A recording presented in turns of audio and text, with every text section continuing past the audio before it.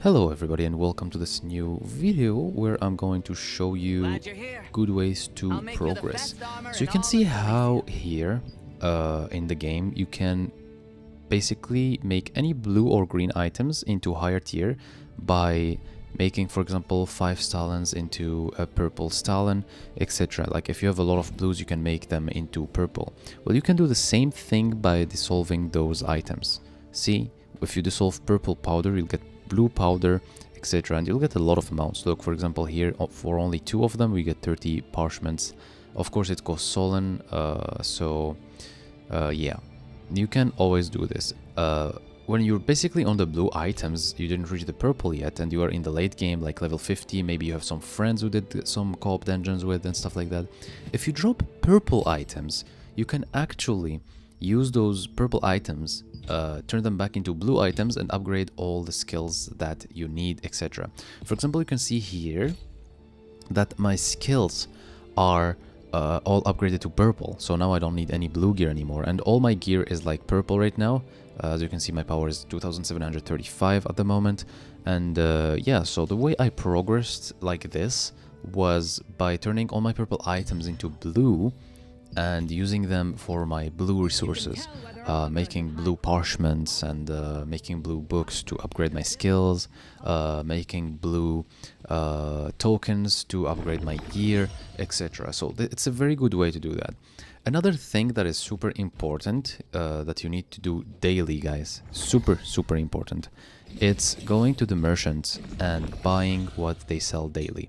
Even if you don't craft food or anything, look, if you go to the Sentry's merchant every day, he sells honey, golden rye, 10 pieces each, honey 5 pieces, sorry, and every week he sells these parchments. These parchments are super interesting. I will show you why in a bit. So you need to buy everything that is weekly, specially, and daily. The weeklies are more important, of course. So just make sure to see every merchant. You can see the guild merchant, you can see the sundries merchant, and there's also the contract merchant. They all have things they sell only daily by limit, and trust me, it doesn't matter if you're not using those resources right now. If you can buy them, just buy them, because it doesn't matter how much resources you have. The more you progress, the more you will need resources. It does not matter what kind of play you're playing. For example, even if you don't fish, you will need the baits. Even if you don't... by the way, this is super important. This pouch, just get it daily. It's almost free, only 200 tokens. You're gonna like need to do your contracts every day anyway. I'll show you in a bit why. And yeah, just get it. You can get a nice purple item from it. Here, I'm just gonna open it. Where is it? Right here, there you go. So I'm going to open it and let's see what we get. Yeah, unlucky, but still good for the lithograph book. Anyway, yeah, I'm gonna put it in the lithograph book. So as I was telling you, it's super important to check these merchants. And for example, even if you don't cook right now, at some point in the game you will start cooking because you will explore, etc. Like, you will need those ingredients, the honey, the eggs, etc. One of the only ways to get them, the easiest way to get them, is through the merchant. And there's items that you can only get from the merchant. So if you can buy only 5 per day, at some point you will need to craft something that needs honey, either to sell it in the auction house, or because you need that food, you will need that honey. Something that is also very important is to do your contracts. And to know where to do your contracts, like if you are level 50, you have 3 choices. If you press N and then go here on this yellow thing, you can see the recommended villages. You have the Watcher's Post, you have Karina Village, and the tower. Pure Light Tower. So right now I'm just gonna go to Watcher's Post, and here, by the way, if you have lags like this, it's normal if it's after an update. Like, it's super laggy. It gets like super laggy when it's like after the update, when you start the game for the first time after an update, because like for the shader compiling and stuff like that. So it's normal, just don't stress it too much. So yeah, let's go to see the contract thing. So the contracts are super important to do every day, because as you can see here on the right side, I have 63 out of 60, and that's the reason is I didn't do them daily. you can read here that it says, as you can see, wait, I can't really see it well, recharges in 23 hours. It recharges every day, and if you have it full, it will not recharge. It will just stop at 63. So make sure you do your contracts every day. At least do, like, I don't know, 10 contracts or something. Just choose the rewards that you want. What I like to do is going for the tier 2 contracts like this one here, because they give 150k Solent, and Solent is like the thing that you need the most. You do everything with Solent.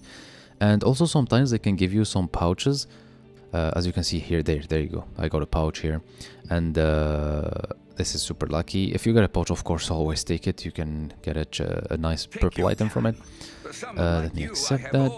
And yeah, make sure you get them from the same places. For example, like you can see next to the names, there is like Phonos Basin or Ruins of Terrain. Every single place have two choices. Like every contract merchant can give you missions in 2 different locations. So you just go ahead, do your missions. You'll get them on the right side of your screen. It's super easy. You probably know how to do contracts if you're level 50. I mean, I hope you're level 50 if you're watching this video.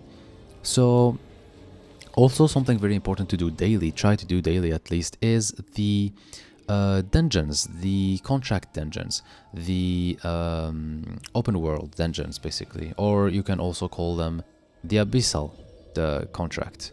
So yeah, make sure to do those every time you can, you're able to, because you need tokens to do them, and the tokens also do not go up if you have the maximum amount of token also. And also you can you remember the contracts we got from the Sendries merchant? Those contracts can be super useful here, because if you do a contract in an open world dungeon or an abyssal contract, abyssal place, like anywhere, like in the Sordoma Island or Silas Abyss, stuff like that, like the contract will tell you which place you should go. If you do those contracts, they will give you abyssal tokens. Every one contract gives you 1 abyssal token, okay? And when you go here, wait, where is it? Oh, they changed the place of this thing. Yeah, it was here. It used to be on the accessories women, but I guess it's on the other side. Alright, let's go to... should be here, yes, there you go. So, as you can see, this equipment selection chests, they are selective chests, which means you can select what the chest has. It's not like a chance of dropping those things, no. You can select, you choose what you get. And as you can see, you need Abyss currency. Most of them need only 40 Abyss currency, which means you need to do 40 contracts in the open world dungeons. But some of them, like the first one, as you saw, needed also Abyssal Congregate or something like that. I don't know, the names are weird. And also what you can do is, as you can see here, if you do co-op dungeons, you get the tokens. Level 50 dungeons, of course. You get these tokens. For example, if you defeat Carnix, which is the boss of Death Abyss, you get Carnix tokens. If you defeat any boss of any place, every dungeon gives you the boss name token. And yeah, it's very, very good if you want to get an item from those dungeons, but you're unlucky to get it. Also, make sure to do these dungeons every day, because every day you get more dimensional contract tokens that you need to run these dungeons. I mean, you don't need them to run the dungeon, but you really need them to open the chest. And yeah, make sure to always go there, open those chests, and spend them so that it doesn't get full and then you lose your time. Also, here there's some chests which you need to get Dimensional Essence Salvation to get them, and the way you get Dimensional Essence Salvation is actually pretty simple. You need to do every single dungeon once, and you can... no, not once. You need to do every dungeon twice to craft one of them. You need to do every dungeon 5 times to craft 2 of them, because every dungeon gives you 4 of those tokens. So as you can see here, to craft one you need 10 of each, and you can also craft the weapons directly, the weapons that drop from the dungeons, directly with this Dimensional Essence Salvation. That's also a very good way to get your items, and yeah. So that's about it. There isn't much else I can give you as advice except check your build. Just don't do anything from your head. Now, like in the beginning, it was okay, but now, like, there's a lot of good builds out there. There's a lot of choices of builds you can have. There's a lot of websites. There's my Discord server if you want to come and ask some questions. We have a lot of people that play different kind of weapons, and yeah, I will be actually really welcoming everyone and having people. I stream every day on Twitch, and yeah, you can ask me all your questions either on Discord or on Twitch, or we can play together or whatever. Just want to build a little community, and thank you for watching this video. I hope it helped you know a little bit more about the dungeons, and see you another time. Leave a like if you like it, and subscribe to the video, to my channel, and check the links in the description for my Discord or Twitch. And thank you so much, everyone. See you on another day. Hope you like it, and bye bye.